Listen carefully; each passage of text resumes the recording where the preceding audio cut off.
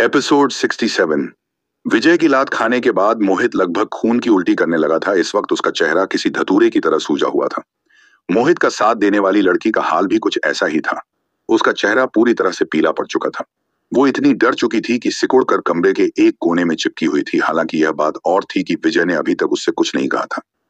विजय में कब से इतनी ताकत आ गई कि वो मोहित को मारने की हिम्मत कर रहा है। बस यही केवल एकमात्र विचार उसके दिमाग में चल रहा था। कमीने, अब तू मरेगा, जरूर मरेगा। अगर तूने फिर से मुझे मारने की हिम्मत की तो मैं तुम्हें।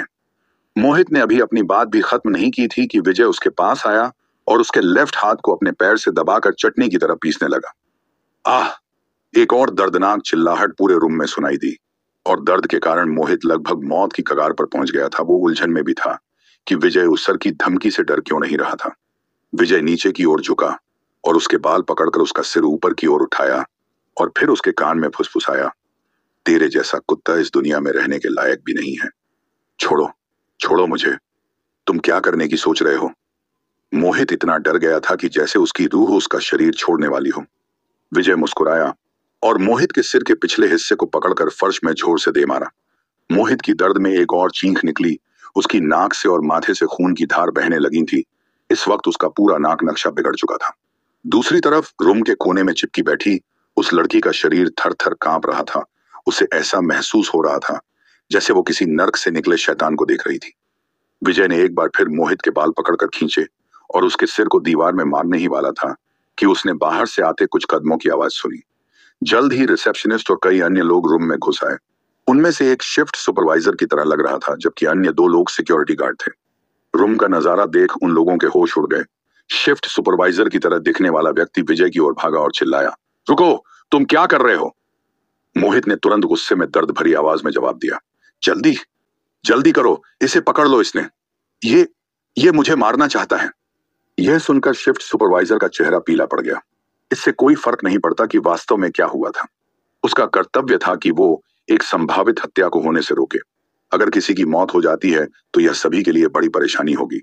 हे दोस्त, शांत हो जाओ, पहले उसे जाने दो। अगर कुछ है तो हम बात कर सकते हैं, शिफ्ट सुपरवाइजर ने आराम से कहा। जब वो बोल रहा था उसने अपने बगल में खड़े सिक्योरिटी गार्ड्स को इशारा किया। विजय मुस्कुराया और मोहित पर अपनी पकड़ ढीली कर दी और खड़ा हो गया। तुमने यह तो देखा कि मैं उसे मारना चाहता था, लेकिन तुम्हें पता भी है कि यह तुम्हारी होटल के इस रूम में क्या करने वाला था। शिफ्ट सुपरवाइजर ने राहत की सांस ली जब उसने विजय को शांत होते देखा। फिर जब उसने एक लड़की को बिस्तर पर बेहोशी की हालत में देखा तो उसने कमरे को स्कैन किया और उसकी भौहें थोड़ा सिकुड़ गईं। नहीं, उसकी बात मत सुनो। मोहित अपने पैरों पर लड़खड़ाते हुए खड़ा हुआ और विजय से थोड़ी दूरी बना ली। फिर उसने अपने कपड़े उठाए और उन्हें पहन लिया। ये मुझे फंसा रहा है। हम क्लासमेट हुआ करते थे, तो भला मैं उसके साथ ऐसा कैसे कर सकता हूँ? मैं तो बस उसे यहाँ छोड़ने आया था। इससे पहले हम बार में थे तो उसने मुझसे कहा कि मुझे कुछ अच्छा फील नहीं हो रहा है, तो इसलिए मैंने उसे रेस्ट करने के लिए कहा और ये होटल रूम बुक किया। अगर आपको मुझ पर विश्वास नहीं है तो आप पूजा से पूछ सकते हैं। मोहित ने रूम के एक कोने में चिपकी बैठी उस लड़की की ओर इशारा किया। उसका नाम पूजा था और वो भी उन सभी की क्लासमेट थी। हाँ हाँ, वो सही कह रहा है। हम बस उसे यहाँ छोड़ने आए थे क्योंकि वो बहुत थक गई थी, पूजा ने कहा। मोहित ने अपने कपड़े उतार दिए क्योंकि उसने उल्टी कर दी थी। हम बस कपड़े चेंज करके जाने ही वाले थे कि अचानक यह लड़का अंदर घुस आया। यह सुना आपने? मैंने पहले ही आपसे कहा था कि यह लड़का मुझे फंसाना चाहता है। जल्दी करो, उसे पकड़कर पुलिस में दे दो। इसका नाम विजय है और यह एक गरीब भिखारी है। इसका मुझसे जलना ऑब्वियस है, तो इसीलिए अब यह मुझे फंसाना चाहता है। ओह हाँ, और यह मुझे ब्लैकमेल भी करना चाहता था। इसने मुझे 1 लाख रुपए देने के लिए कहा। मैं इससे सहमत नहीं था, इसलिए इसने मुझे पीटना शुरू कर दिया। जैसा कि आपने अंदर आते वक्त देखा था, यह मुझे पीटना नहीं बल्कि जान से मारना चाहता था। मोहित ने उल्टा विजय को ही दोषी बना दिया था। विजय ने यह सुनकर उसकी ओर देखा और सोचा, यह घटिया इंसान मुझे ही दोषी बनाना चाहता है। इस बीच शिफ्ट सुपरवाइजर दुविधा में फंस गया। वो नहीं जानता था कि किस पर विश्वास करना चाहिए। पहली नजर में स्थिति वास्तव में एक बलात्कार के दृश्य की तरह लग रही थी। हालांकि बिस्तर पर लेटी लड़की के कपड़े अभी भी बरकरार थे और इसलिए इस बात का कोई सबूत नहीं था कि यह वास्तव में बलात्कार था। मुझे पुलिस को फोन करना चाहिए। शिफ्ट सुपरवाइजर रूम से बाहर चला गया और ऐसा ही किया। हम कुत्ते, तूने मुझे पीटने की हिम्मत की थी ना? अब देख मैं तेरे साथ क्या करता हूँ। इसके बाद भी तू मरा नहीं ना? मेरा नाम भी मोहित नहीं। अगर तेरे जैसा एक फटीचर भी मुझ पर हाथ उठाएगा तो भला मैं कैसे किसी को मुंह दिखा सकता। तेरे जैसे गरीब कुत्ते की तो मेरे सामने भौंकने की भी औकात नहीं है। मोहित ने बुरी तरह से मुस्कुराते हुए कहा। इसके बाद उसने पूजा को अपनी ओर खींचा और उसके कान में कुछ फुसफुसाया। उसकी आवाज बहुत धीमी थी, लेकिन विजय के कान तेज थे और वो उनकी हर एक बात सुन सकता था। जैसा कि उम्मीद थी, उसने एक झूठी गवाही देने के लिए कहा था। फिर मोहित ने अपने घर पर पड़ा वीडियो कैमरा देखा। उसने चुपचाप बिना किसी को भनक लगे फोन किया। विजय उसकी सारी हरकतों को देख मुस्कुराया। माही के साथ कुछ गलत नहीं हुआ था तो वो अब भी किसी जल्दबाजी में नहीं था। वो देखना चाहता था कि मोहित और किस हद तक गिरने वाला था। फिर उसने पूरे रूम को स्कैन किया और फर्श पर उसे अपनी जेब में डाल लिया। फिर वो बिस्तर के पास आया और बिस्तर पर बेहोश पड़ी माही को देखा। उसकी सांसें स्थिर थीं और वो आराम से सो रही थी। विजय ने एक पल के लिए कुछ सोचा और वो झुक गया और एक हाथ बढ़ाया। मोहित ने उसका हाव भाव देखा और वो गुस्से में चिल्लाया, विजय, तू क्या करने की सोच रहा है? तुझे लगता है कि तू अपने गंदे हाथों से उसे छू सकता है? मैंने जैसा सोचा था कि तू एक गंदा और नीच आदमी है। जब वो सो रही हैं तो तू उसका फायदा उठाना चाहता है। मूर्ख। विजय ने इतना कहा और उसे नजरअंदाज कर दिया। फिर उसने अपना एक अंगूठा ठीक माही के फिल्ट्रेम, नाक के आधार और ऊपरी होंठ के किनारे के बीच खड़ी खांचा के ऊपर रखा और उसे धीरे धीरे दबाते हुए आध्यात्मिक ऊर्जा का इस्तेमाल करने लगा। क्या माही होश में आ जाएगी? और होश में आने के बाद उसका पहला रिएक्शन कैसा होगा? क्या मोहित द्वारा विजय पर लगाया गया इल्जाम झूठ साबित हो जाएगा? आखिर क्या होने वाला है? विजय की इस दिलचस्प कहानी का अगला पड़ाव जानने के लिए बने रहें हमारी कहानी सुपर बिजनेसमैन के साथ, सिर्फ और सिर्फ अब्दुल रहीम एक्सप्लेनर यूट्यूब चैनल पर। एपिसोड 78, चूतिया इंसान।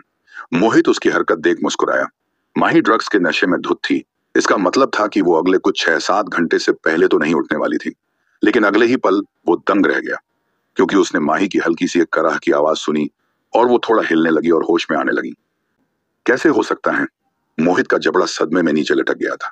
माही धीरे धीरे होश में आ गई। उसने अपनी आंखें खोली और विजय को अपने इतना पास देखकर हैरान रह गई। विजय, वो चिल्लाई। उसने धीरे धीरे अपने शरीर को बिस्तर से उठाया और अपने चारों ओर देखा। कहा, मैं कहाँ हूं? तुम यहाँ क्यों हो मोहित? पूजा, मैं यहाँ क्यों हूं? फिर वो बैठ गई। उसकी भौहें अभी भी बेचैनी से कसकर बंद थीं। पूजा ने कुछ नहीं कहा और अपना सिर नीचे किया। अपनी फ्रेंड के सवालों का जवाब देने में उसे बहुत शर्मिंदा महसूस हो रही थी। तुम अभी एक होटल रूम में हो और तुम्हें कुछ देर पहले ड्रग्स दिए गए थे, विजय ने कहा। माही हैरान रह गई और उसका चेहरा पीला पड़ गया। चिंता मत करो, तुम ठीक हो। उसने जैसी प्लानिंग की थी वैसा कुछ नहीं हुआ है, विजय ने कहा। माही ने अपना सिर नीचे किया और देखा कि उसके कपड़े ठीक थे। उसने राहत की सांस ली, फिर कुछ अविश्वसनीय रूप से कहा, विजय, तुम्हारे कहने का मतलब है कि यह सब मोहित? उसके अलावा और कौन हो सकता है? विजय ने मोहित की ओर व्यंग्यात्मक रूप से देखा। माही, तुम उसकी बात मत सुनो। जब तुम थोड़ा बेचैन महसूस कर रही थी तो पूजा और मैं तुम्हें यहाँ लेकर आ गए ताकि तुम आराम कर सको, मोहित ने हड़बड़ी में समझाया। और तुम भी पूजा?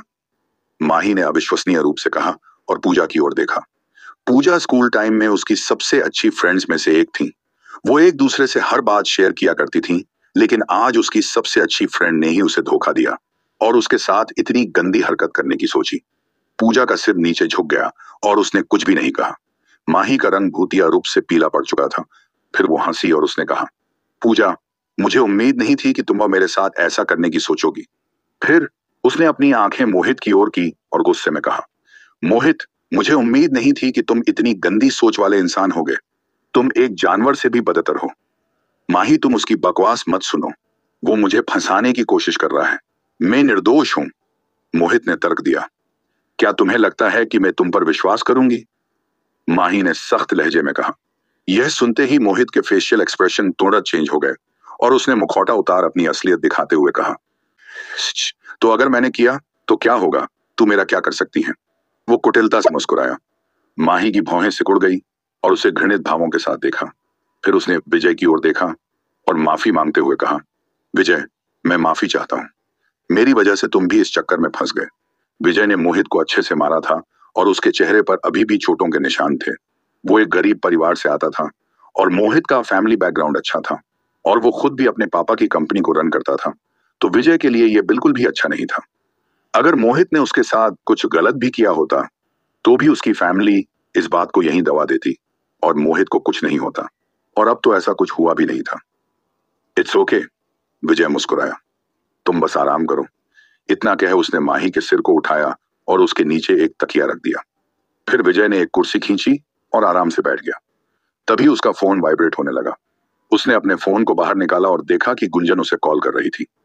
उसने कॉल का जवाब दिया, फिर संक्षेप में बताया कि यहाँ क्या हुआ। कुछ मिनटों बाद गुंजन, तुषार और अन्य क्लासमेट्स होटल पहुंच गए। तुम ठीक हो माही? गुंजन और तुषार ने रूम में आते ही सबसे पहले चिंता के साथ पूछा। मैं ठीक हूं, माही ने धीरे से जवाब दिया। ऊपर वाले का शुक्र है तुम ठीक हो। तुषार ने राहत की सांस ली। फिर वो मोहित की ओर देखने के लिए मुड़ गया। मोहित, तू किसी जानवर से भी बदतर है। उसे मोहित पर बहुत गुस्सा आ रहा था, लेकिन मोहित पर किसी का कुछ फर्क नहीं पड़ा और उसने मुस्कुराते हुए कहा, क्या हुआ? तू मुझ पर गुस्सा है? मुझे मारना चाहता है? अगर तेरे अंदर थोड़ी सी भी हिम्मत है तो एक बार फिर से कहकर दिखा। लेकिन यह मत भूलना कि तू हमारी कंपनी का ही एक पालतू कुत्ता है। ओ हाँ, तेरा बूढ़ा बाप भी तो वहां काम करता है ना। चलो, मैं उसका भी ख्याल रखूंगा और अपने पापा से कहकर उसे भी धक्के मारकर बाहर निकलवा दूंगा। अब तू खुद समझदार है। तेरे मुंह से निकला एक भी शब्द तेरे परिवार को बर्बाद भी कर सकता है। तुम। तुषार गुस्से से कांप उठा। उसका चेहरा और कान चमकीले लाल हो गए और उसकी मुट्ठी कसकर बंद हो गई। उसने अपने दांतों को इतना कसकर पीसा कि उसके चेहरे की विशेषताएं विकृत हो गईं। मोहित के शब्दों से उसके तन बदन में आग लग गई थी, लेकिन वो उसे मुक्का मारने से खुद को रोक लेता है। वो उसके आगे कुछ भी नहीं था और वो अपनी नौकरी खोने का जोखिम नहीं उठा सकता था। उसके पिताजी बूढ़े हो चुके थे। अगर उन्हें निकाल दिया जाता तो उनके लिए दूसरी नौकरी की तलाश करना मुश्किल होता। शर्म करो। उसने बेड में लात मारी, फिर गुस्से में मुड़ गया और विजय के बगल में चला गया। मोहित, क्या आपने माही के साथ सच ऐसा किया था? अंजलि भी रूम में अंदर आ चुकी थी। बेशक नहीं, मोहित ने जवाब दिया। विजय की बात मत सुनो। वो मुझे फंसाने की कोशिश कर रहा है। भला मैं ऐसा क्यों करूंगा? उसने केवल मुझे फंसाने के लिए ऐसा कहा, क्योंकि वो मुझे 1 लाख रुपए के लिए ब्लैकमेल करना चाहता था और मैंने उसे पैसे नहीं दिए। क्या? भीड़ में से कुछ लोगों की हैरानी भरी आवाज आई। ऐसा नहीं हो सकता। क्या विजय इतना नीच इंसान है? मुझे पता था। भला मोहित इस तरह का अपमानजनक काम क्यों करेगा? यह विजय की चाल है उसे फंसाने की। सोनू भीड़ से बाहर निकला और विजय की ओर देख मुस्कुराया। कुछ लोगों ने उस पर विश्वास किया, हालांकि वो अभी भी संदिग्ध थे। तभी 2 वर्दीधारी पुलिस अधिकारी दरवाजे पर दिखाई दिए। क्या हो रहा है? रूम का निरीक्षण करते हुए दोनों पुलिस अधिकारियों ने पूछा। ऑफिसर, ये लड़का है, इसे अरेस्ट कर लो। वो मुझे फंसा रहा है और इसने मुझे ब्लैकमेल करने की भी कोशिश की। और यही नहीं, इसने तो मुझे लगभग मार ही दिया था। मोहित ने तुरंत विजय की ओर इशारा किया। ये देखो ऑफिसर, ये सब इसका काम है। मोहित ने अपने चेहरे पर लगी चोटों की ओर इशारा करते हुए कहा। फिर शिफ्ट सुपरवाइजर और सिक्योरिटी गार्ड्स की ओर। ये लोग इसकी गवाही दे सकते हैं। इसके बाद उसने अपनी मनगढ़ंत कहानी बनाकर पुलिस ऑफिसर्स के सामने पेश की। पुलिस ऑफिसर्स में से एक ने उसका बयान दर्ज कर लिया। फिर एक पुलिस ऑफिसर ने गुस्से में विजय की ओर देखा। तुम्हें भी कुछ कहना है? क्या तुमने इसे ब्लैकमेल किया था? और इसके शरीर पर लगी चोटों का कारण क्या तुम थे? विजय कुर्सी से खड़ा हुआ और उसने जवाब दिया, हाँ, ये जख्म तो मैंने ही इसे तोहफे में दिए हैं, क्योंकि यह इसी के लायक था। इसने एक मासूम लड़की को ड्रग्स देकर उसके साथ बलात्कार करने की कोशिश की। अगर मैं वक्त पर नहीं पहुंचता तो यह अपने मंसूबों में कामयाब भी हो चुका होता। क्या इतना काफी नहीं है इसे ऐसा तोहफा देने के लिए? मैं तो और भी देने वाला था, लेकिन ये लोग यहाँ पहुंच गए। और जहां तक ब्लैकमेल की बात है, यह सब मनगढ़ंत है। दोनों पुलिस ऑफिसर भौंचक के रह गए। दोनों पक्षों ने परस्पर विरोधी बयान दिए और कोई निर्णायक सबूत नहीं था। सबसे जरूरी बात यह थी कि विक्टिम पूरी घटना के दौरान बेहोश थी और गवाह नहीं बन सकी। क्या विजय दे पाएगा अपनी बेगुनाही का सबूत? और क्या विजय साबित कर पाएगा कि मोहित ही दोषी था? आखिर क्या होने वाला है? विजय की इस दिलचस्प कहानी का अगला पड़ाव जानने के लिए बने रहें। हमारी कहानी सुपर बिजनेसमैन के साथ सिर्फ और सिर्फ अब्दुल रहीम एक्सप्लेनर यूट्यूब चैनल पर।